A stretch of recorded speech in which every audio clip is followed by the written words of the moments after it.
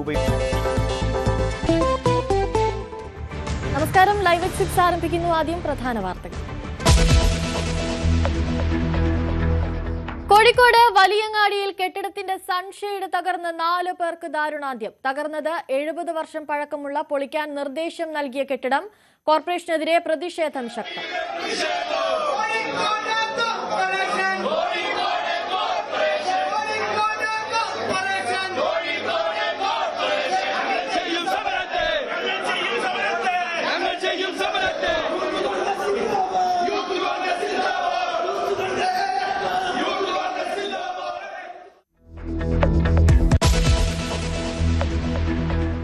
Wayanad township ഉദ്ഘാടനം നീട്ടിവെച്ച് മറ്റന്നാൾ തീരുമാനിച്ച ഉദ്ഘാടന ചടങ്ങ് മാറ്റിയത് മാർച്ച് 1 തീയതി നീട്ടിയത് റവന്യൂ മന്ത്രി അറിയാതെ. മാറ്റിവെച്ചത് ഫേസ് 1ന്റെ ഭാഗമായി 178 വീടുകളുടെ താക്കോൽദാന ചടങ്ങ്.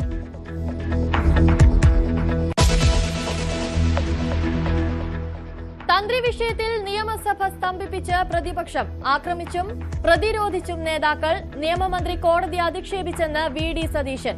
തന്ത്രിയുടെ അറസ്റ്റ് അന്വേഷണം മന്ത്രിമാരിലേക്ക് എത്തിയപ്പോഴെന്ന് BJP. സുവർണാവസരം പ്രയോഗത്തിൽ മാറ്റമില്ലെന്ന് PS ശ്രീധരൻപിള്ള ന്യൂസ് 18നോട്.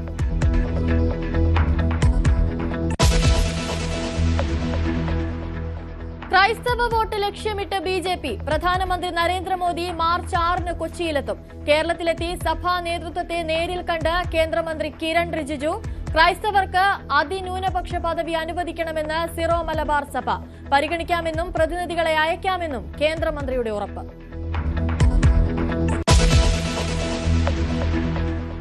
സ്വകാര്യ ആശുപത്രിക്കെതിരെയും ചികിത്സാ പിഴവ് പരാതി. കാട്ടാക്കടയിലെ മമ്മൽ ആശുപത്രിയിൽ കുത്തിവെപ്പിന് പിന്നാലെ 2.5 വയസ്സുകാരി മരിച്ചു. സംഭവത്തിൽ കേസെടുത്ത പോലീസ്. ആരോപണം നിഷേധിച്ച ആശുപത്രി.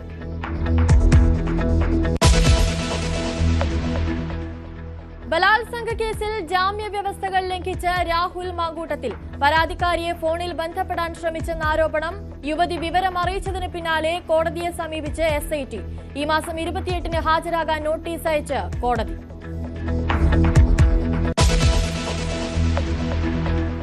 തിരുവനന്തപുരം ചെങ്കോട്ടുകോണത്ത് സ്കോട്ടിഷ് സ്കൂളിൽ തീപിടുത്തം. 3 സ്കൂൾ ബസ്സുകൾ കത്തിനശിച്ചു. CCTV കേന്ദ്രീകരിച്ച് അന്വേഷണം.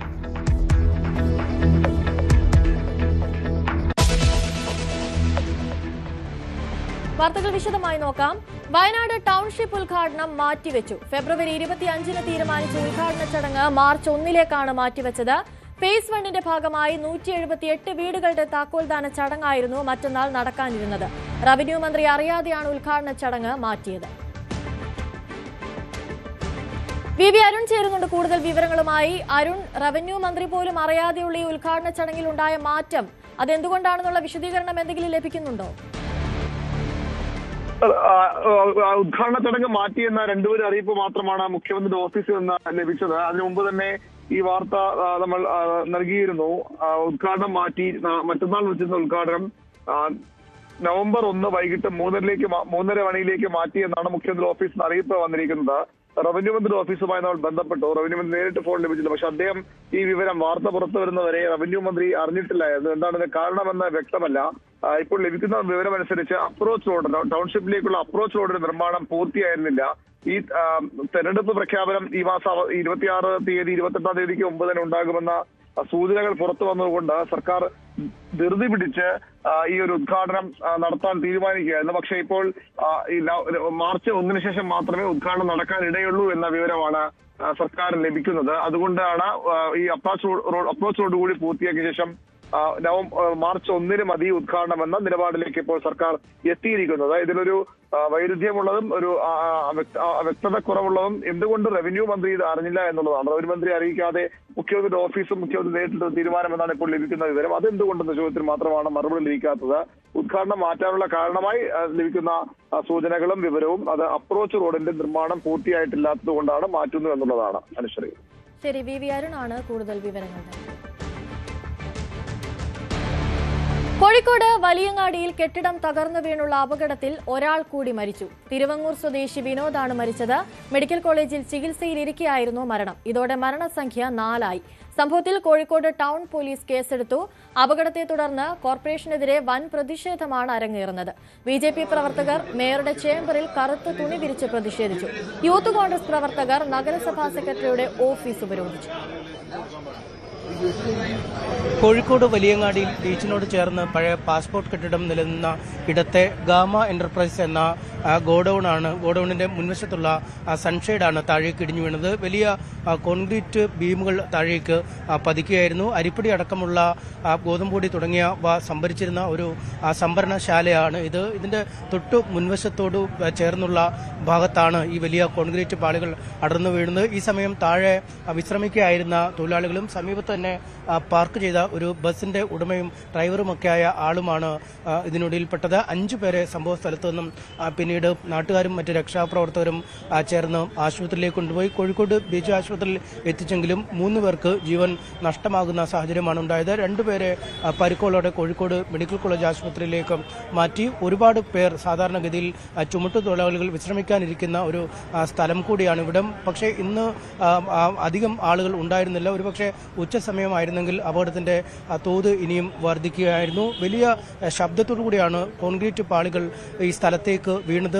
ഭാഗ്യം കൊണ്ട് തലനാഴയ്ക്ക് രക്ഷപ്പെട്ട ആളുകളും ഉണ്ടായിരുന്നു ഈ കൂട്ടത്തിൽ. 6 ആളുകൾ കഥ പറഞ്ഞിരിക്കുന്നു. അപ്പം ഈ വീണതിന്റെ മോൾഭാഗത്ത് നിന്ന് ഇങ്ങനെ അടർന്നു വരുന്നുണ്ട്. അപ്പൊ പിന്നെ ഇരുമ്പ് പൊരിയുന്ന ഒച്ചയും കേട്ടൻ പാടെ ഞാൻ ഇറങ്ങി ഓടി. പിന്നെ കാണുന്നത് ഇറ്റകളെ മേല് വീണെടുക്കണം, ബാക്കിയുള്ള ആളുകളെ മേല് വീണെടുക്കുന്നത്. സമീപത്ത് തന്നെ ഉണ്ടായിരുന്ന മറ്റു തൊഴിലാളികൾ സംഭവ സ്ഥലത്തേക്ക് ഓടിയെത്തിയെങ്കിലും അവർക്ക് ഈ കെട്ടിടത്തിലേക്ക് പോലും വരാൻ കഴിയാത്ത അവസ്ഥയായിരുന്നു. വലിയ കോൺക്രീറ്റ് പാളികൾക്ക് ഇടയിൽ അകപ്പെട്ട് ഇരിക്കുകയായിരുന്നു. പലരും മാറി നിന്ന് കരയാൻ മാത്രമേ തങ്ങൾക്ക് ആ സമയത്ത് സാധിക്കുമായിരുന്നുള്ളൂ എന്നാണ് അവർ പറയുന്നത്. അഗ്നി രക്ഷാസേനയിലെ ഉദ്യോഗസ്ഥരടക്കം എത്തിയാണ് പിന്നീട് വലിയ കോൺക്രീറ്റ് പാളികൾ നീക്കം ചെയ്ത് ഈ അപകടത്തിൽപ്പെട്ടവരെ ഇവിടെ നിന്നും മാറ്റിയത്. ഞാനത് കണ്ടിട്ട് ഓടി രക്ഷപ്പെട്ടു. പിന്നെ എനിക്ക് കയ്യും കാലും പറിച്ചിട്ടൊന്നും കഴിഞ്ഞില്ല. പിന്നെ ഇവിടെ ആളൊക്കെ വന്ന് രക്ഷപ്പെടുത്തിയ ആളെ എന്താ അവസ്ഥ എന്നൊന്നും പറയാൻ പറ്റില്ല. കോഴിക്കോട് മേയർ ഓസദാശ്വൻ അടക്കമുള്ളവർ സംഭവസ്ഥലം സന്ദർശിച്ചു. ഈ അപകടത്തിൽപ്പെട്ട കെട്ടിടത്തിന്റെ അടക്കമുള്ള കാര്യങ്ങൾ പരിശോധിക്കുമെന്ന് മേയർ അറിയിച്ചു. നേരത്തെ തന്നെ കെട്ടിടം ഒഴിയണമെന്നാവശ്യപ്പെട്ട് നോട്ടീസ് നൽകിയിരുന്നു. ചില നിയമ നടപടികളിൽ കുരുങ്ങിയാണ് ഇതിന്റെ നടപടിക്രമങ്ങൾ കാലതാമസിച്ചത്. ഈ കെട്ടിടത്തിന്റെ ഫിറ്റ്നസ് അടക്കമുള്ള കാര്യങ്ങൾ പരിശോധിക്കുന്നതിൽ എന്തെങ്കിലും വീഴ്ചയുണ്ടോ എന്ന് പരിശോധിക്കുമെന്ന് മേയർ അറിയിച്ചു. ഈ കെട്ടിടത്തിന്റെ കാലപ്പഴക്കത്തിന്റെ കാര്യം നിങ്ങൾ സൂചിപ്പിച്ചല്ലോ. ആ കാലപ്പഴക്കം കൊണ്ട് തന്നെ ആ കെട്ടിടം പൊളിച്ചു മാറ്റണമെന്ന് നേരത്തെ ഒരു ആലോചന നടത്തിയിട്ടുണ്ട്. പുതിയ കെട്ടിടം പണിയണം എന്ന ഉദ്ദേശം. അതിന്റെ നടപടിക്രമങ്ങൾ എത്രയായി എന്ന് അറിയില്ല. കൂടുതൽ വിശദാംശങ്ങളെ മനസ്സിലാക്കി മാത്രമേ പ്രതികരിക്കാൻ കഴിയൂ. ഈ പ്രശ്നം എങ്ങനെയാണോ ഇങ്ങനെ ഒരു ദുരന്തം വന്നത്, നേരത്തെ പൊളിക്കാൻ തീരുമാനിച്ച് കാലതാമസം ഉണ്ടായിട്ടുണ്ടോ പരിശോധിച്ച് പറയാം. കെട്ടിടം പൊളിച്ചു നിൽക്കുന്നതിൽ അല്ലെങ്കിൽ ഈ കെട്ടിടത്തിൽ വീണ്ടും ലൈസൻസ് നൽകുന്നതിൽ ഗുരുതര വീഴ്ചയുണ്ടെന്ന് ആരോപിച്ച് പ്രതിപക്ഷ കൌൺസിലർമാർ രംഗത്തെത്തി. കോഴിക്കോട് നഗരത്തിലെ കാലഹരണപ്പെട്ട അല്ലെങ്കിൽ പഴക്കമുള്ള ഒരുപാട് കെട്ടിടങ്ങൾ ഇപ്പോഴും എല്ലാ നിയന്ത്രണങ്ങളും ലംഘിച്ച് പ്രവർത്തിക്കുകയാണ്. ഇതേക്കുറിച്ച് സമഗ്രമായ അന്വേഷണം നടത്തണമെന്ന് അവർ ആവശ്യപ്പെട്ടു.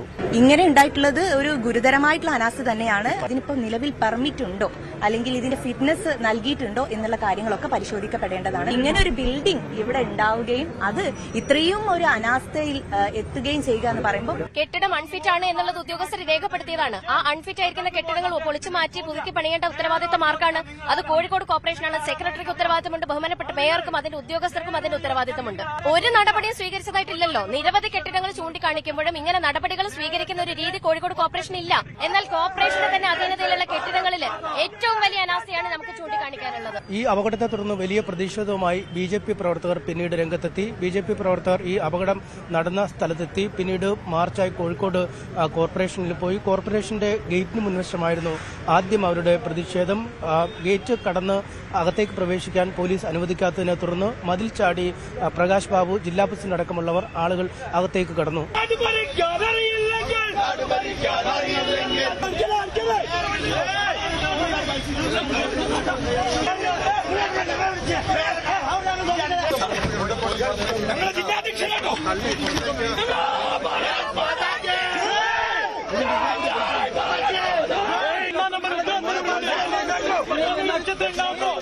അവതരിപ്പിക്കല്ല 3 ജീവനാ പോയെ മര്യാദ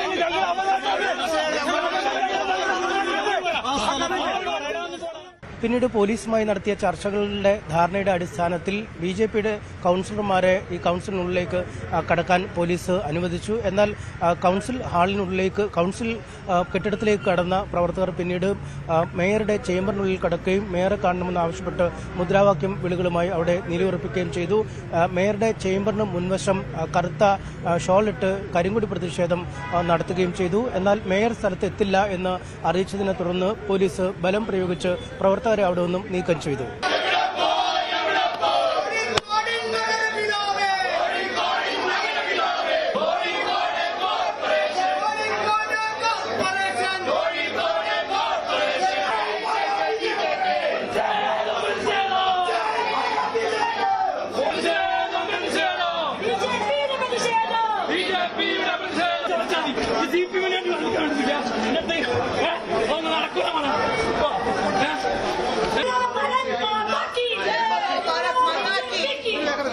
BJP പ്രതിഷേധത്തിന് പിന്നാലെ യൂത്ത് കോൺഗ്രസ് പ്രവർത്തകരും പ്രതിഷേധവുമായി സ്ഥലത്തെത്തി.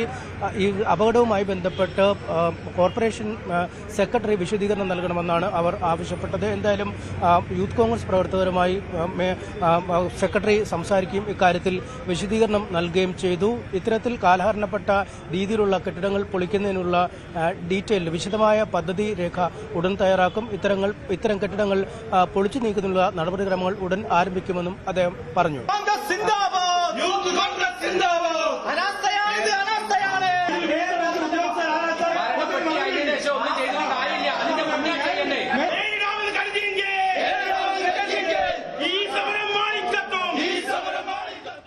യൂത്ത് കോൺഗ്രസിന്റെ പ്രതിഷേധത്തിന് പിന്നാലെ കോൺഗ്രസ് പ്രതിഷേധവും കോർപ്പറേഷൻ ഹാളിലേക്കുണ്ടായി. നിയമസഭാ കോർപ്പറേഷനിലെ കക്ഷി നേതാക്കളും UDFന്റെ കൌൺസിലർമാരും പിന്നീട് കോർപ്പറേഷനിലെത്തി. നാളെ അടിയന്തരമായി കൌൺസിൽ യോഗം വിളിക്കണമെന്ന ആവശ്യമാണ് അവർ മുന്നോട്ട് വെച്ചത്. കൌൺസിൽ യോഗം വിളിച്ചില്ലെങ്കിൽ വലിയ പ്രതിഷേധ പരിപാടികളുമായി മുന്നോട്ട് പോകും എന്നാണ് കൌൺസിലർമാർ മുന്നറിയിപ്പ് നൽകുന്നത്. എന്തായാലും അപകടത്തിന്റെ ദുഃഖ സൂചകമായി ഇന്നും നാളെയുമൊക്കെ ഈ കോഴിക്കോട് നഗരത്തിലെ വലിയങ്ങാടി, പാളയം എന്നിവിടങ്ങളിലെ വ്യാപാരികൾ ഹർത്താൽ ആചരിക്കും എന്ന് അറിയിച്ചിട്ടുണ്ട്. മരിച്ചവരുടെ മൃതദേഹങ്ങൾ അനന്തര നടപടികൾക്കായി കോഴിക്കോട് മെഡിക്കൽ കോളേജ് ആശുപത്രിയിൽ പ്രവേശിപ്പിച്ചു. പരിക്കേറ്റവരുടെ നില തൃപ്തികരമാണെന്ന് ആശുപത്രി അധികൃതർ വ്യക്തമാക്കി. പാറയിൽ നിന്നും കല്ല് തെറിച്ച് 2 പേർക്ക് പരിക്ക്. കോഴിക്കോട് കൊടിയത്തൂരിൽ തോട്ടുമുക്കം ദേവസ്വം കാട്ടിലെ കരിങ്കൽ ക്വാറിക്ക് സമീപമാണ് സംഭവമുണ്ടായത്. തെക്കനാട് ഷോജി തോമസിന്റെ തലയ്ക്കും ചക്കാലക്കൽ ജലീലിന്റെ കൈക്കുമാണ് പരിക്കേറ്റത്. ക്വാറിക്കെതിരെ നാട്ടുകാർ 24 ദിവസമായി പ്രതിഷേധത്തിലാണ്. സമരപ്പന്തൽ സന്ദർശിക്കാനെത്തിയ പഞ്ചായത്ത് അധികൃതരും BJP പ്രവർത്തകരും തമ്മിൽ വാക്കുതർക്കമുണ്ടായി.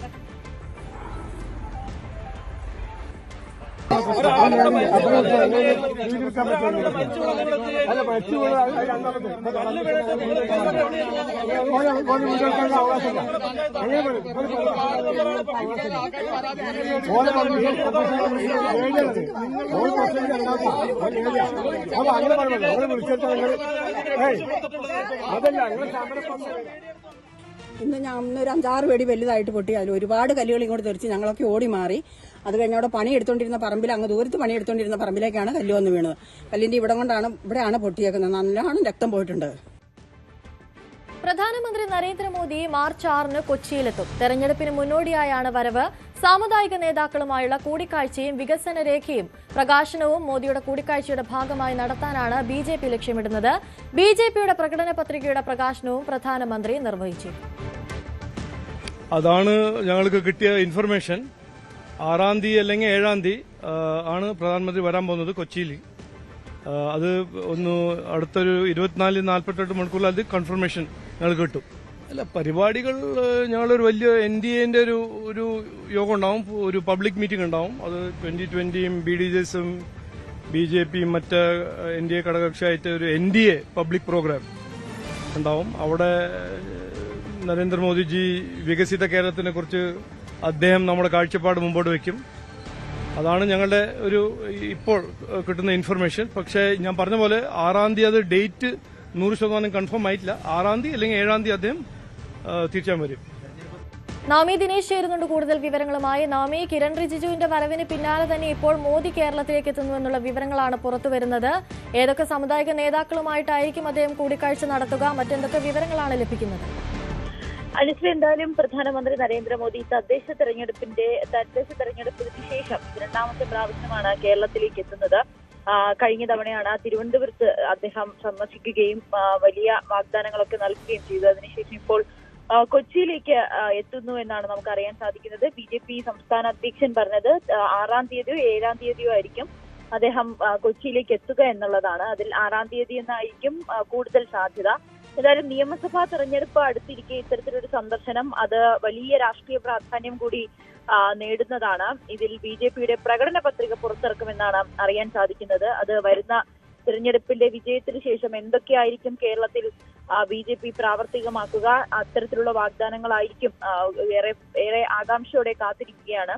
അതോടൊപ്പം തന്നെ അദ്ദേഹത്തിന്റെ വിവിധ പരിപാടികൾ, BJP നേതാക്കളുമായിട്ടുള്ള കൂടിക്കാഴ്ച, അതോടൊപ്പം തന്നെ മറൈൻ ഡ്രൈവിൽ അദ്ദേഹം പ്രവർത്തകരെ അഭിസംബോധന ചെയ്യും എന്നുകൂടി നമുക്ക് അറിയാൻ സാധിക്കുന്നുണ്ട്. ബാക്കി അദ്ദേഹത്തിന്റെ പരിപാടികൾ കൃത്യമായിട്ടുള്ള ഒരു ധാരണ എത്തിയിട്ടില്ല. അതെന്തായാലും വൈകാതെ നമുക്ക് ലഭ്യമാക്കുകയും ചെയ്യും. എന്തായാലും രണ്ടാമത്തെ പ്രാവശ്യമാണ് പ്രധാനമന്ത്രി കേരളത്തിലേക്ക് എത്തുന്നത്. അതായത് തദ്ദേശ തെരഞ്ഞെടുപ്പിന് ശേഷമുള്ള രണ്ടാമത്തെ സന്ദർശനമാണ്. അതിൽ ഏറെ രാഷ്ട്രീയ പ്രാധാന്യമാകുന്നത് ഈ നിയമസഭാ തെരഞ്ഞെടുപ്പ് തന്നെയാണ്.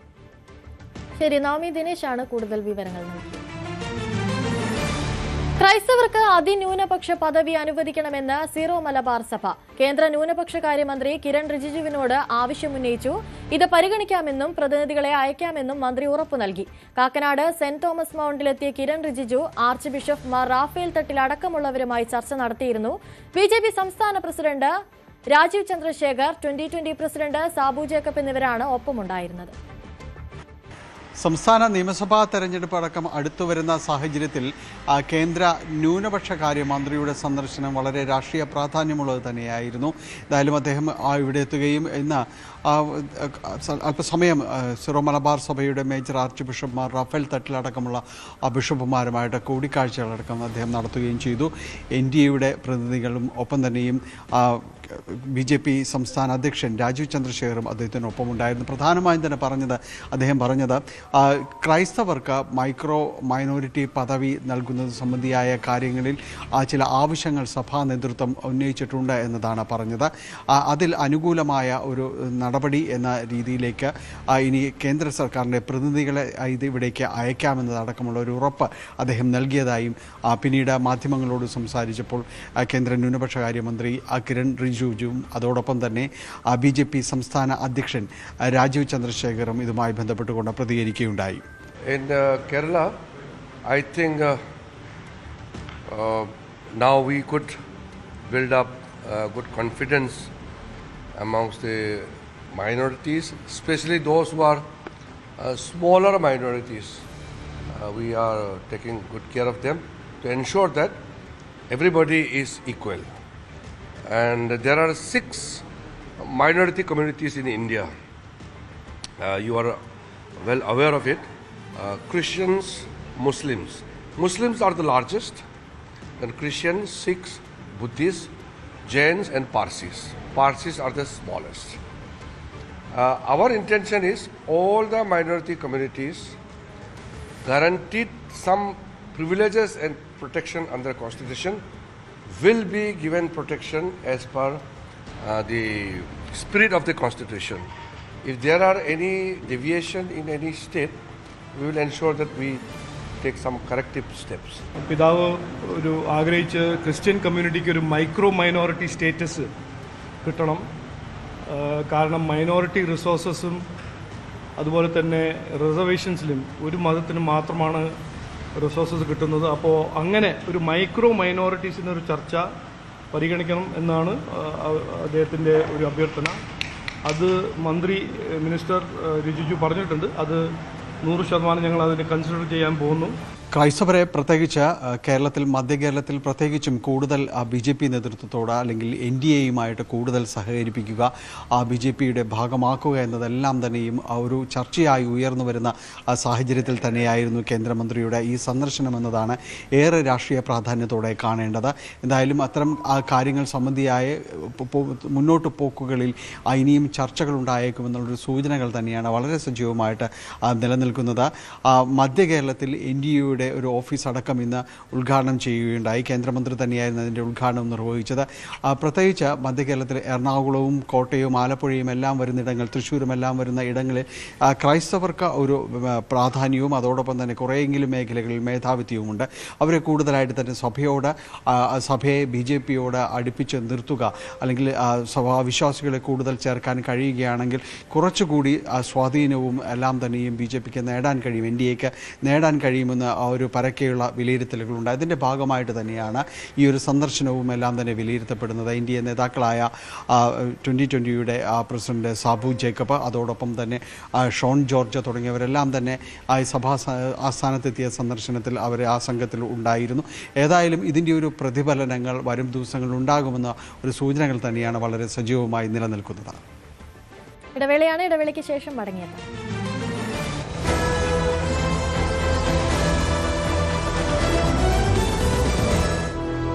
ലോകം സാമ്പത്തിക മാന്ദ്യത്തിന്റെ നിഴലിലായിരുന്നപ്പോഴും ആഗോള രാഷ്ട്രീയ അസ്ഥിരതകൾ വിപണികളെ ഉലച്ചപ്പോഴും കഴിഞ്ഞ 4 വർഷമായി ലോകത്തിലെ ഏറ്റവും വേഗത്തിൽ വളരുന്ന സമ്പദ് വ്യവസ്ഥ എന്ന പദവി ഇന്ത്യ കാത്തുസൂക്ഷിക്കുകയാണ്. ലോകത്തിന്റെ സാമ്പത്തിക എഞ്ചിനായി ഇന്ത്യ മാറിക്കൊണ്ടിരിക്കുന്ന കാഴ്ചയാണ് 2005-ലും നാം കണ്ടത്. ആഗോളതലത്തിൽ പല വികസിത രാജ്യങ്ങളും സാമ്പത്തിക മാന്ദ്യത്തെയും ഭൗമ രാഷ്ട്രീയ തർക്കങ്ങളെയും ഭയപ്പെടുമ്പോൾ ഇന്ത്യ തുടർച്ചയായ 4ാം വർഷവും ലോകത്തിലെ ഏറ്റവും വേഗത്തിൽ വളരുന്ന പ്രധാന സമ്പദ് വ്യവസ്ഥ എന്ന പദവി നിലനിർത്തുകയാണ്.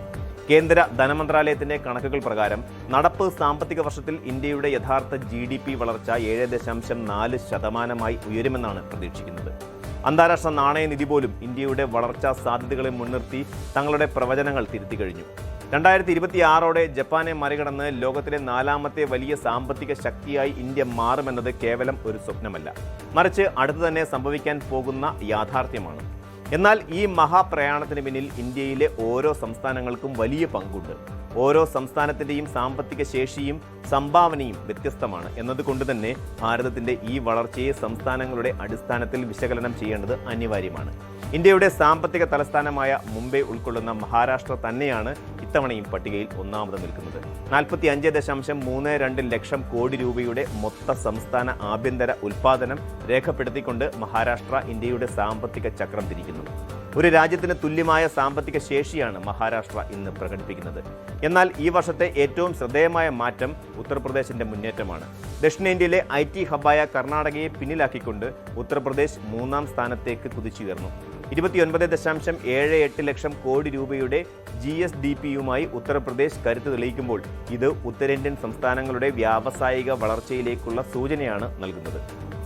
29.78 ലക്ഷം കോടി രൂപയുടെ GSDPയുമായി ഉത്തർപ്രദേശ് കരുത്ത് തെളിയിക്കുമ്പോൾ ഇത് ഉത്തരേന്ത്യൻ സംസ്ഥാനങ്ങളുടെ വ്യാവസായിക വളർച്ചയിലേക്കുള്ള സൂചനയായാണ് സാമ്പത്തിക വിദഗ്ധർ കാണുന്നത്. തമിഴ്നാട് 31.19 ലക്ഷം കോടി രൂപയുമായി 2ാം സ്ഥാനം നിലനിർത്തുമ്പോൾ കർണാടക 28.84 ലക്ഷം കോടി രൂപയുമായി 4ാം സ്ഥാനത്തേക്ക് പിന്തള്ളപ്പെട്ടു. ദക്ഷിണേന്ത്യൻ സംസ്ഥാനങ്ങൾ പരമ്പരാഗതമായി സാമ്പത്തിക രംഗത്ത് പുലർത്തിയിരുന്ന മേധാവിത്വത്തിന് വലിയ വെല്ലുവിളിയാണ് ഉത്തർപ്രദേശ് ഉയർത്തുന്നത്. വരും വർഷങ്ങളിൽ ഈ സംസ്ഥാനങ്ങൾ തമ്മിലുള്ള മത്സരം ഇന്ത്യൻ സമ്പദ് വ്യവസ്ഥയെ കൂടുതൽ ചലിപ്പിക്കുമെന്ന് ഉറപ്പാണ്. ആദ്യ 4 സ്ഥാനങ്ങൾക്ക് പിന്നാലെ പശ്ചിമ ബംഗാൾ, രാജസ്ഥാൻ, തെലങ്കാന, ആന്ധ്രാപ്രദേശ്, മധ്യപ്രദേശ് എന്നിവയാണ് ഏറ്റവും വലിയ 10 സംസ്ഥാന സമ്പദ് വ്യവസ്ഥകളിൽ ഇടം പിടിച്ചിരിക്കുന്നത്. ഈ 5 സംസ്ഥാനങ്ങളും 15 ലക്ഷം കോടി രൂപയുടെ GSDP എന്ന നാഴികക്കല്ല് പിന്നിട്ടു എന്നത് ഇന്ത്യയുടെ പ്രാദേശിക വികസനത്തിന്റെ വ്യാപ്തി വെളിപ്പെടുത്തുന്നു. പട്ടികയിൽ 10ാം സ്ഥാനത്താണ് രാജ്യത്തിന്റെ തലസ്ഥാനമായ ഡൽഹി ഇടം പിടിച്ചിരിക്കുന്നത്. 12.15 ലക്ഷം കോടി രൂപയുടെ GSDPയാണ് ഡൽഹി രേഖപ്പെടുത്തിയിരിക്കുന്നത്. ഡൽഹി ഒരു പൂർണ്ണ സംസ്ഥാനമല്ല എന്നതും ഭൂമിശാസ്ത്രപരമായി വളരെ ചെറുതാണ് എന്നതും കണക്കിലെടുക്കുമ്പോൾ ഈ 10ാം സ്ഥാനം അത്ര നിസ്സാരമല്ല. സേവന മേഖലയിലും വ്യാപാരത്തിലും അധിഷ്ഠിതമായ ഡൽഹിയുടെ സമ്പദ് വ്യവസ്ഥ ഉത്തരേന്ത്യയുടെ വാണിജ്യ കേന്ദ്രമായി ഇന്നും നിലകൊള്ളുന്നു. വലിയ സംസ്ഥാനങ്ങളായ ഗുജറാത്തിനെ പോലെയുള്ളവ ഈ പട്ടികയിൽ എവിടെ നിൽക്കുന്നു എന്ന ചോദ്യം പലപ്പോഴും ഉയരാറുണ്ടെങ്കിലും ലഭ്യമായ RBI കണക്കുകൾ പ്രകാരം മേൽപ്പറഞ്ഞ സംസ്ഥാനങ്ങളാണ് ഇത്തവണത്തെ ആദ്യ 10ൽ മുന്നിട്ട് നിൽക്കുന്നത്. സമ്പന്ന സംസ്ഥാനങ്ങളുടെ തിളക്കത്തിനിടയിലും ഇന്ത്യയുടെ വടക്ക് കിഴക്കൻ മേഖലകളും ചില ചെറിയ കേന്ദ്രഭരണ പ്രദേശങ്ങളും സാമ്പത്തികമായി ഇന്നും വലിയ വെല്ലുവിളികൾ നേരിടുന്നുണ്ട്. ഏറ്റവും കുറഞ്ഞ GSDP രേഖപ്പെടുത്തിയിരിക്കുന്നത് അരുണാചൽ പ്രദേശിലാണ്. വെറും 4423.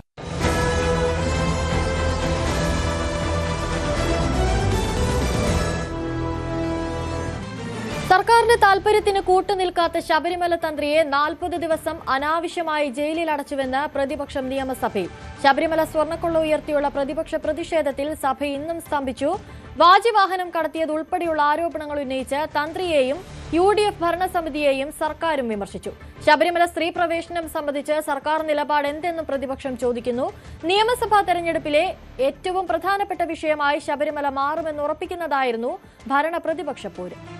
കഴിഞ്ഞ 5-ാം തീയതി ഒരു ഇടവേളയ്ക്ക് സഭ പിരിയുമ്പോൾ ഉണ്ടായിരുന്ന അതേ സാഹചര്യമായിരുന്നു ഇന്ന് സഭ വീണ്ടും ആരംഭിക്കുമ്പോഴും സഭയിൽ ഉണ്ടായത്. ചോദ്യോത്തരവേളയുടെ തുടക്കത്തിൽ തന്നെ പ്രതിപക്ഷം നിലപാട് വ്യക്തമാക്കി. കെ ബാബുവാണ് പ്രതിപക്ഷത്ത് സംസാരിച്ചത്. സർക്കാരിൻ്റെ ആവശ്യം അംഗീകരിക്കാത്ത ശബരിമല യുവതീ പ്രവേശന കാലത്ത് സർക്കാർ പറഞ്ഞത് കേൾക്കാത്ത തന്ത്രിയെ പ്രതികാരമെന്നോണം അന്യായമായി 40 ദിവസം ജയിലിലടച്ചു എന്നാണ് കെ ബാബു ആരോപിച്ചത്. ഒരു കാരണവശാലും സഭാ നടപടികളുമായി സഹകരിക്കില്ലെന്ന് പറഞ്ഞുകൊണ്ട് പ്രതിപക്ഷം സഭയിൽ ശക്തമായ പ്രതിഷേധം ആരംഭിക്കുകയായിരുന്നു.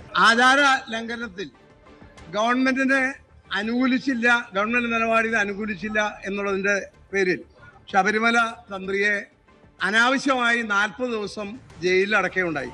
സാർ, അദ്ദേഹത്തെ കോടതി പറഞ്ഞിട്ടുള്ളത് തെളിവിന്റെ ഒരു കണിക പോലും അദ്ദേഹത്തിന്റെ പേരിലുണ്ടായ ആക്ഷേപങ്ങളിൽ ഇല്ല എന്നുള്ളതാണ്. തന്ത്രിയല്ല ആര് തെറ്റ് ചെയ്താലും ശിക്ഷിക്കപ്പെട്ട നിലപാട് ആവർത്തിച്ച സർക്കാരും മന്ത്രിമാരും.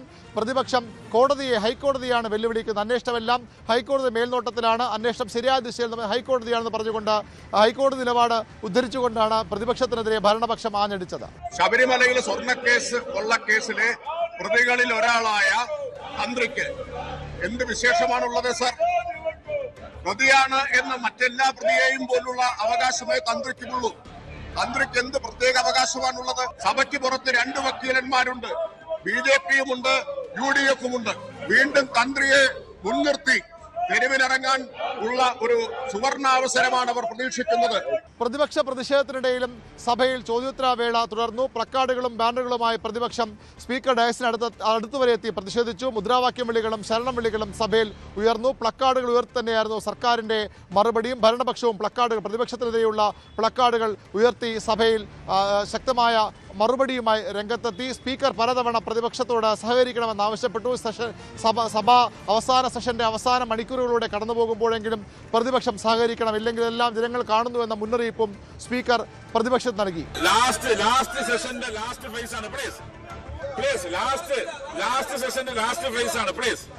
നമുക്കൊരു ജന്റിലായി പോവാം. നിങ്ങൾ പുറത്ത് സമരം നടത്തിക്കോ, പുറത്തെന്ത് സമരം നടത്തിക്കോ, ഏതായാലും ലാസ്റ്റ് സെഷനിൽ സഹകരിക്കണം പ്ലീസ്.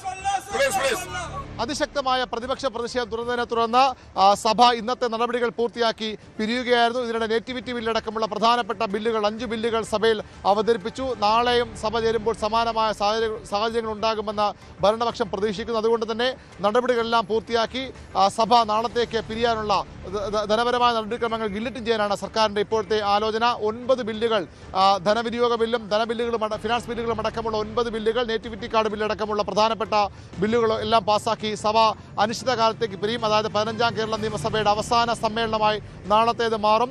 ശബരിമല തന്നെയാണ് ഈ ബജറ്റ് സമ്മേളനത്തിലുടനീളം നിഴലിച്ചു നിന്ന ഏറ്റവും പ്രധാനപ്പെട്ട വിഷയം. ഭരണപക്ഷവും പ്രതിപക്ഷവുമൊക്കെ ഈ ശബരിമല വിഷയമുയർത്തി സഭയിൽ അതിശക്തമായ വാക്പോര് തുടർന്നു. പല ദിവസങ്ങളിലും സഭ പൂർണ്ണമായി സ്തംഭിച്ചു. നിയമസഭാ തെരഞ്ഞെടുപ്പിലും ഈ ശബരിമല തന്നെയാകും പ്രധാനപ്പെട്ട പ്രചരണ വിഷയമെന്ന് വ്യക്തമാക്കുന്നതാണ് ഈ കടന്നുപോകുന്ന സഭാ സഭയിലുണ്ടായ സംഭവങ്ങൾ. ഭരണപക്ഷത്തെ ആദ്യഘട്ടത്തിൽ പൂർണ്ണമായും പ്രതിരോധിക്കുന്ന പ്രതിപക്ഷത്തെ ഇപ്പോൾ ഇന്നത്തെ പ്രതിപക്ഷത്തിനും അവരുടെ ഭരണകാലത്തും ശബരിമലയിൽ സ്വർണ്ണക്കൊള്ള നടന്നിട്ടുണ്ട് എന്ന ആരോപണം ഉയർത്തിയാണ് ഭരണപക്ഷം അതിനെ മറികടക്കാൻ ശ്രമിച്ചത്. നേറ്റിവിറ്റി കാർഡ് ബിൽ നിയമസഭയിൽ റവന്യൂ മന്ത്രി കെ രാജനാണ് ബിൽ അവതരിപ്പിച്ചത്. പൌരത്വ ഭേദഗതി നിയമം ഏകപക്ഷീയമായി കേന്ദ്രം നടപ്പാക്കുന്നു. കേരളത്തിൽ ഇത് നടപ്പാക്കില്ലെന്നും ഈ സാഹചര്യത്തിലാണ് ബിൽ കൊണ്ടുവരുന്നതെന്നും റവന്യൂ മന്ത്രി വ്യക്തമാക്കി. ബിൽ സബ്ജക്ട് കമ്മിറ്റിയുടെ പരിഗണനയ്ക്ക് വിട്ടു.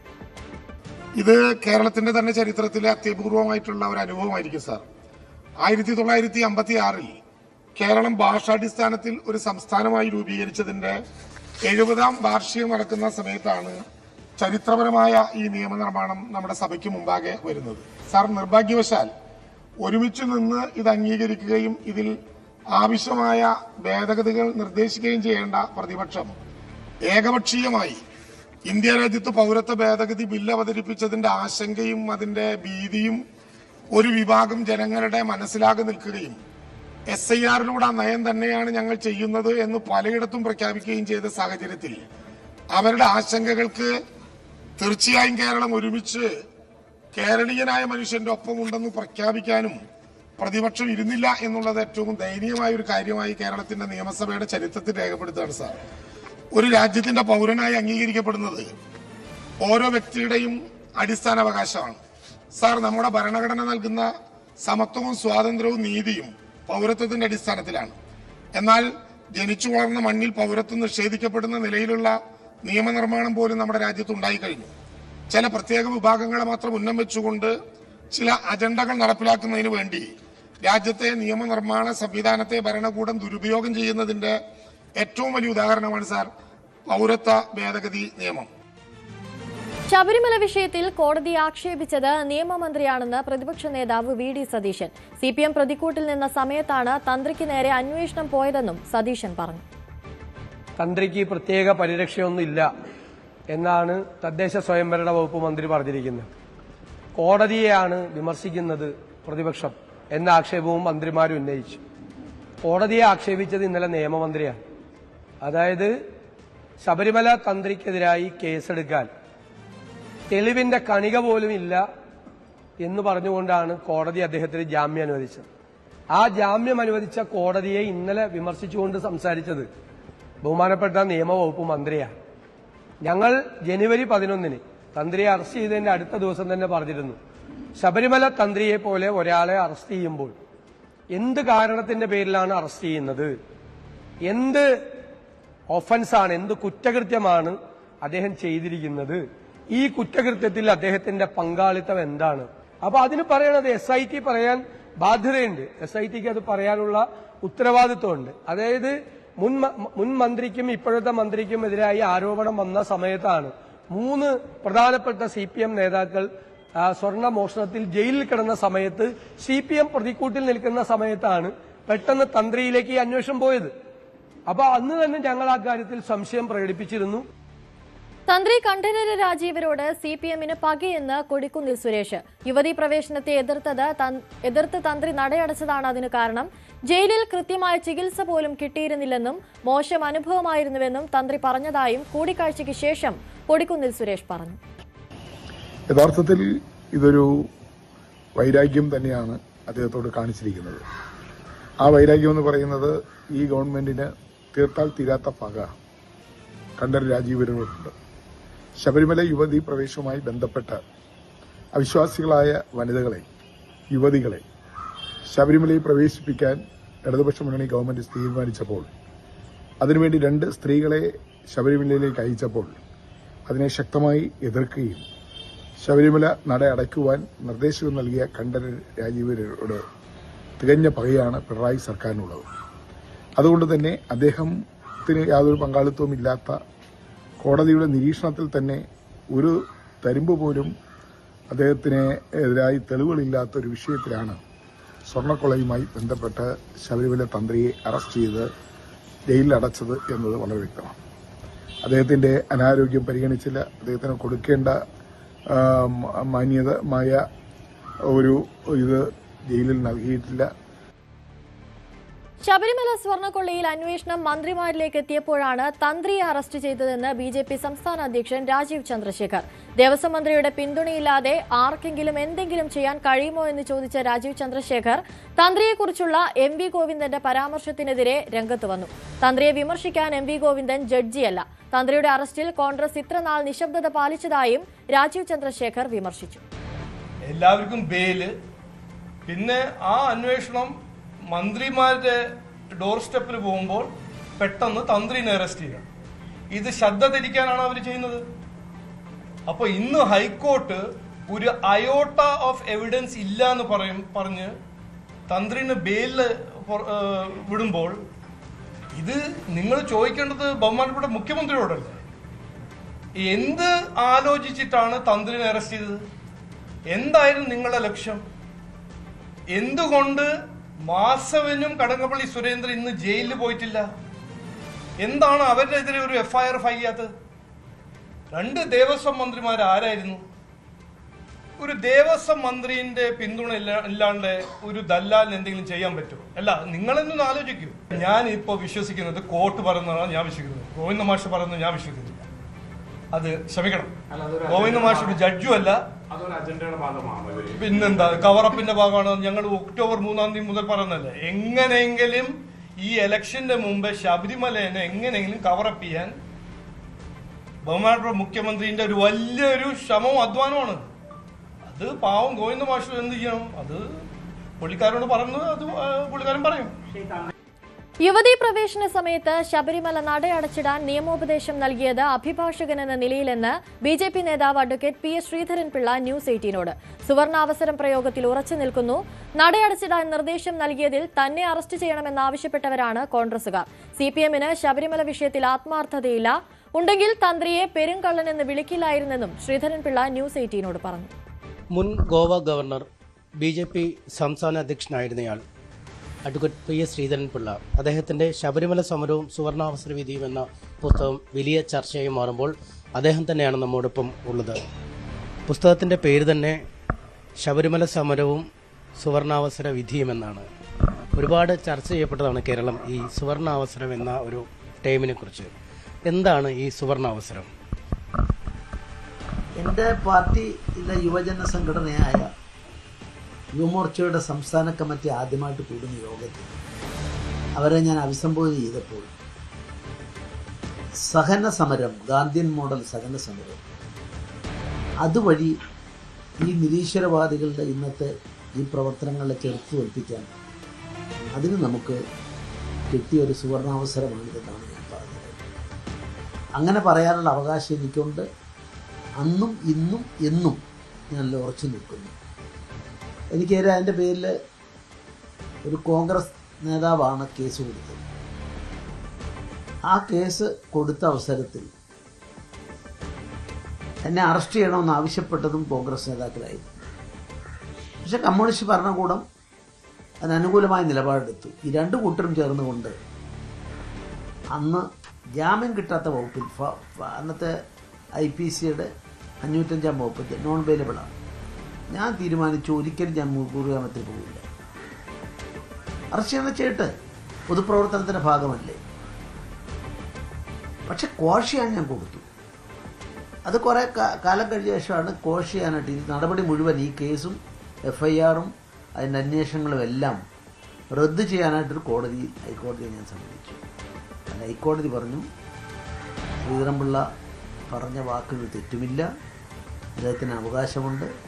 ഏതൊരു രാഷ്ട്രീയ പാർട്ടിയുടെ നേതാവിനും പാർട്ടി അണികളെ ഒരു ഹോളിനുള്ളിൽ പാർട്ടി അഭിസംബോധന ചെയ്യുമ്പോൾ തുറന്ന മനസ്സോട് മനസ്സിൻ്റെ അടിത്തട്ടിൽ നിന്ന് വരുന്ന വികാരങ്ങൾ പ്രകടിപ്പിക്കേണ്ട സന്ദർഭമാണ്.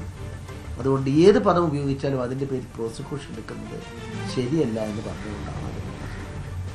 അതോടൊപ്പം തന്നെ തന്ത്രിക്ക് ഞാനൊരു ഉപദേശം കൊടുത്തിരുന്നു. അതും പ്രകാരമാണ് തന്ത്രി 2018 ഒക്ടോബർ മാസം 19-ാം തീയതി രഹന ഫാത്തിമ, കവിത എന്ന് പറയുന്ന 2 സ്ത്രീകളെ പോലീസ് യൂണിഫോം അണിയിച്ച് അവരെ നടപ്പന്തൽ വരെ എത്തിച്ചു.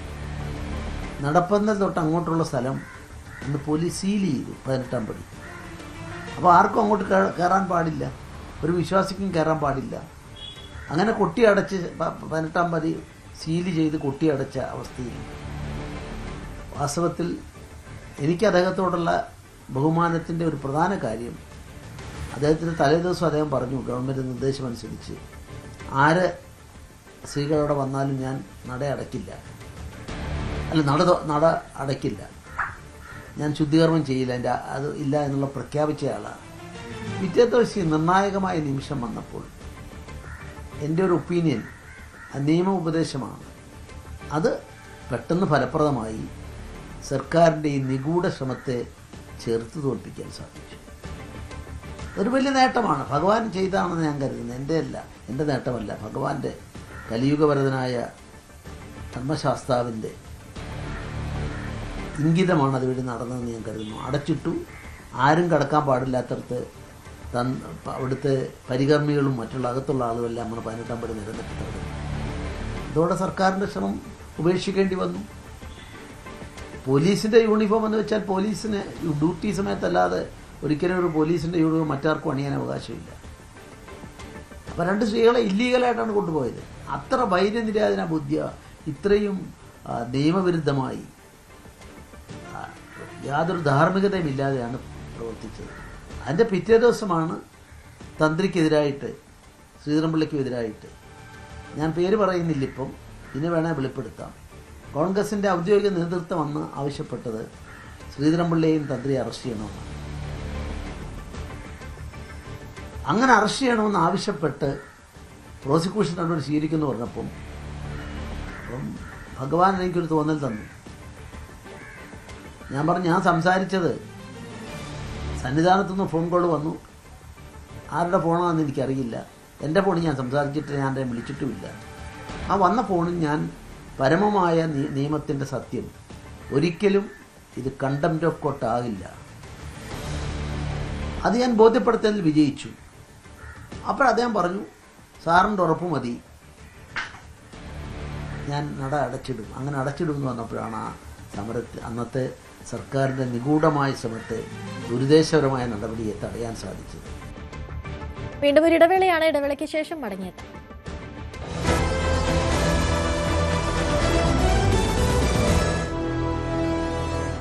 രണ്ടാം ബലാത്സംഗ കേസിൽ ജാമ്യ വ്യവസ്ഥകൾ ലംഘിച്ച് രാഹുൽ മാങ്കൂട്ടത്തിൽ. SIT സംഘം തിരുവനന്തപുരം ജുഡീഷ്യൽ 1ാം ക്ലാസ് മജിസ്ട്രേറ്റ് കോടതിയെ സമീപിച്ചു.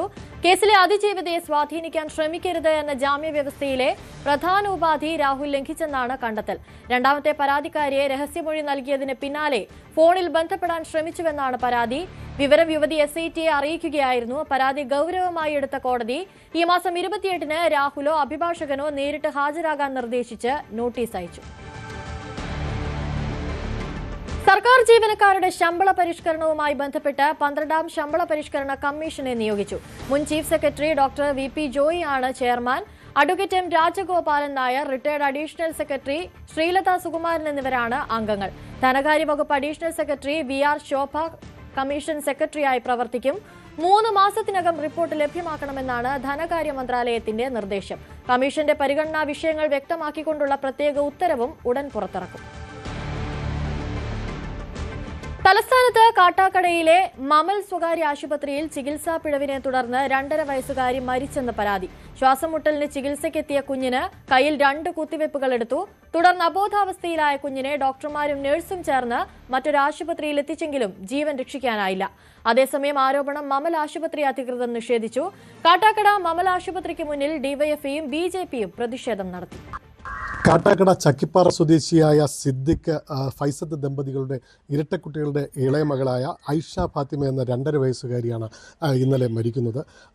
നമുക്ക് അവരുടെ കുടുംബത്തിൻ്റെ ആരോപണമെന്ന് പറയുന്നത് ചികിത്സാ പിഴവാണ് ഇതിന് കാരണമെന്നുള്ളതാണ്. നമുക്ക് മനസ്സിലാക്കാൻ കഴിയുന്നതനുസരിച്ച് കഴിഞ്ഞ 19-ാം തീയതി മുതൽ കുട്ടിയെ ആരോഗ്യ പ്രശ്നങ്ങൾ ഉണ്ടായിരുന്നു എന്ന് കുടുംബം പറയുന്നു. കണ്ണിനുണ്ടായ നീർക്കെട്ടിനെ തുടർന്ന് പറയുന്ന സമീപത്തെ ആര്യനാട് ആശുപത്രിയിൽ കുട്ടിക്ക് ചികിത്സ നൽകിയിരുന്നു. രോഗം ഭേദമാവാത്തതിനെ തുടർന്ന് തിരുവനന്തപുരത്തെ ഒരു കണ്ണാശുപത്രിയിലും എത്തിച്ചിരുന്നു.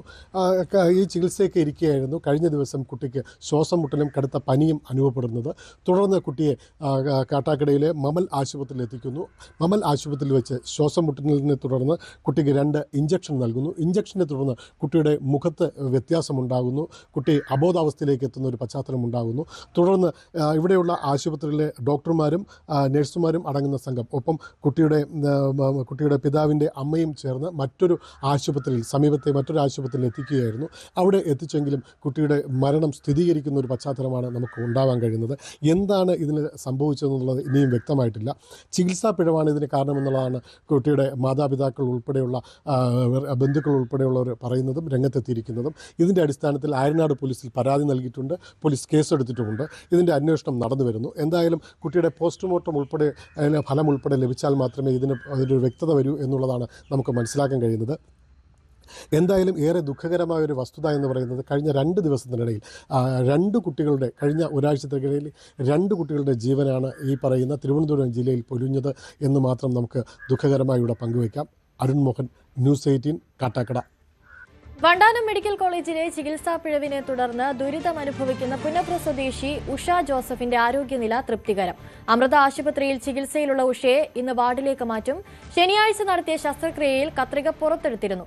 ഉഷ ജോസഫിനെ സന്ദർശിച്ച AICC general secretary KC Venugopal അന്വേഷണ സമിതികൾ സംഭവത്തെ വെള്ളപൂശാനായി ഉപയോഗിക്കുന്ന ഒന്നായി മാറിയതായി വിമർശിച്ചു. ശസ്ത്രക്രിയ കഴിഞ്ഞ ഉഷയുടെ ആരോഗ്യനില തൃപ്തികരമാണെന്നാണ് ഡോക്ടർമാർ വ്യക്തമാക്കുന്നത്. ഇന്ന് മുറിയിലേക്ക് മാറ്റുന്നതുമായി ബന്ധപ്പെട്ട തീരുമാനം ഉണ്ടാകുമെന്ന് ഡോക്ടർമാർ കുടുംബത്തെ അറിയിച്ചു.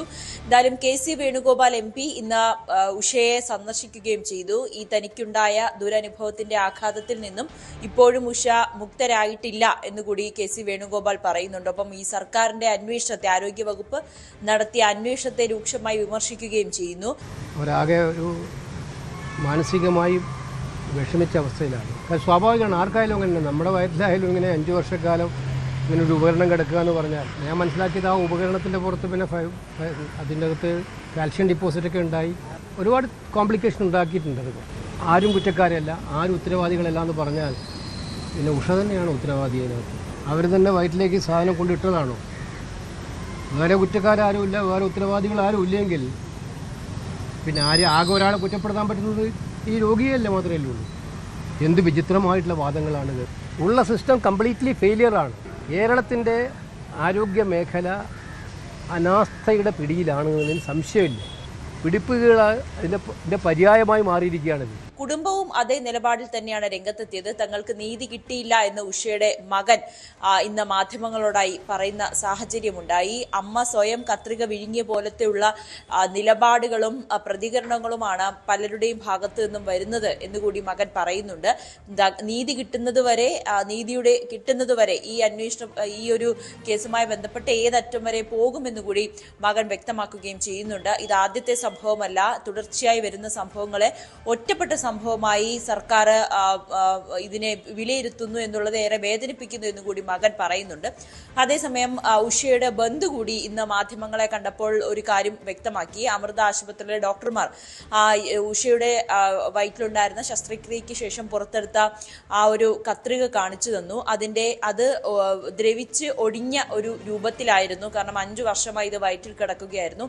അതുകൊണ്ടുണ്ടായ മുറിവാണ് ഉഷയുടെ മൂത്രസഞ്ചിയിൽ ഉണ്ടായിട്ടുള്ളത്. അതിനെ തുടർന്നാണ് മൂത്രത്തിൽ കല്ല് രൂപപ്പെടുന്ന സാഹചര്യം ഉണ്ടായതെന്ന് അമൃത ആശുപത്രിയിലെ ഡോക്ടർമാർ പറയുന്നുണ്ടായിരുന്നു. തങ്ങളത് കാണുകയും ചെയ്തു എന്നും ഉഷയുടെ ബന്ധു വ്യക്തമാക്കി. അത്രയേറെ വേദനയാണ് ഉഷ കഴിഞ്ഞ 5 വർഷമായി അനുഭവിക്കുന്നത് എന്നുകൂടി ബന്ധു പറഞ്ഞു വെക്കുന്നുണ്ട്. എന്തായാലും സർക്കാരിന്റെ ആരോഗ്യവകുപ്പിന്റെ ഈ ഒരു അന്വേഷണത്തിൽ തൃപ്തിയില്ല എന്നുകൂടി കുടുംബം പറഞ്ഞു വെക്കുകയാണ്. ഉഷയുടെ ആരോഗ്യനില ഭേദപ്പെട്ട നിലയിലാണ്.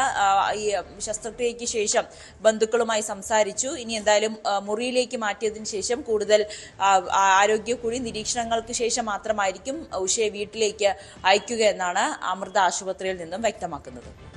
തിരുവനന്തപുരം ചെങ്കോട്ടുകോണം മാധവവിലാസം ഹയർ സെക്കൻഡറി സ്കൂളിലെ ബസ്സുകൾക്ക് തീപിടിച്ചു.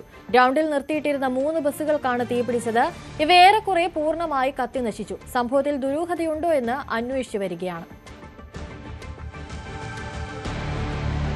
10 ദിവസം നീണ്ടു നിൽക്കുന്ന ആറ്റുകാൽ പൊങ്കാല മഹോത്സവം ഇന്ന് ആരംഭിക്കും. ഇന്ന് വൈകിട്ട് ദേവിയെ കാപ്പുകെട്ടി കുടിയിരുത്തുന്നതോടുകൂടി ചടങ്ങുകൾക്ക് തുടക്കമാകും. രാത്രി നടക്കുന്ന ചടങ്ങിൽ ആറ്റുകാൽ അമ്പ പുരസ്കാരം മോഹൻലാലിന് സമർപ്പിക്കും. സ്ത്രീകളുടെ ശബരിമല എന്നറിയപ്പെടുന്ന ആറ്റുകാലിലെ ഈ വർഷത്തെ ഉത്സവം ഇന്ന് വൈകിട്ട് 5:30 ദേവിയെ കാപ്പുകെട്ടി കുടിയിരുത്തുന്നതോടുകൂടി ആരംഭിക്കും. ഇന്ന് രാത്രി നടക്കുന്ന കലാപരിപാടികളുടെ ഉദ്ഘാടന ചടങ്ങ് മോഹൻലാൽ നിർവഹിക്കും. ഇതേ ചടങ്ങിൽ തന്നെ ആറ്റുകാൽ അമ്പ പുരസ്കാരം മോഹൻലാൽ ക്ഷേത്രം ഭാരവാഹികളിൽ നിന്നും സ്വീകരിക്കും. ഇന്നു മുതൽ നടക്കുന്ന ഉത്സവം മാർച്ച് 4 വരെ നീണ്ടു നിൽക്കും. ഇതിലാണ് ചരിത്രപ്രസിദ്ധമായ ആറ്റുകാൽ പൊങ്കാലയും നടക്കുന്നത്.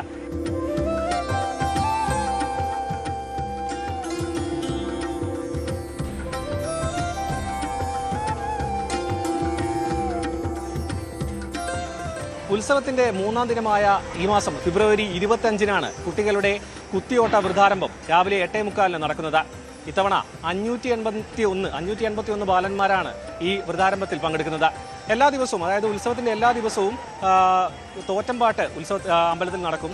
ഈ ഫെബ്രുവരി 28-ാം തീയതിയാണ് ഈ ഒരു പാണ്ഡ്യരാജാവ് രാജ്ഞിയുടെ ചിലമ്പ് മോഷ്ടിച്ചു എന്ന പേരിൽ കോവലനെ വധിക്കുന്നത്. ആ ഭാഗം കഥാഭാഗം പറയുന്നത്. അതുകൊണ്ട് തന്നെ അതിന്റെ ദുഃഖസൂചകമായി മാർച്ച് 1-ന് അമ്പലം അതായത് നട വൈകിയേ തുറക്കുകയുള്ളൂ. രാവിലെ 7 മണിയോടുകൂടിയാണ് നട അന്ന് തുറക്കുക.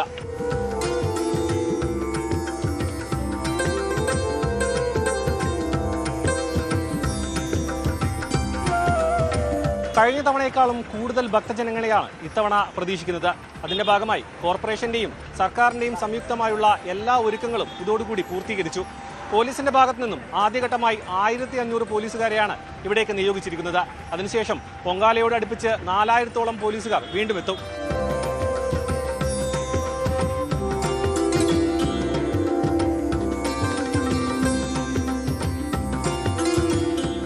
ചരിത്രപ്രസിദ്ധമായ ആറ്റുകാൽ പൊങ്കാല സമർപ്പണം മാർച്ച് 3-ാം തീയതിയാണ് നടക്കുക.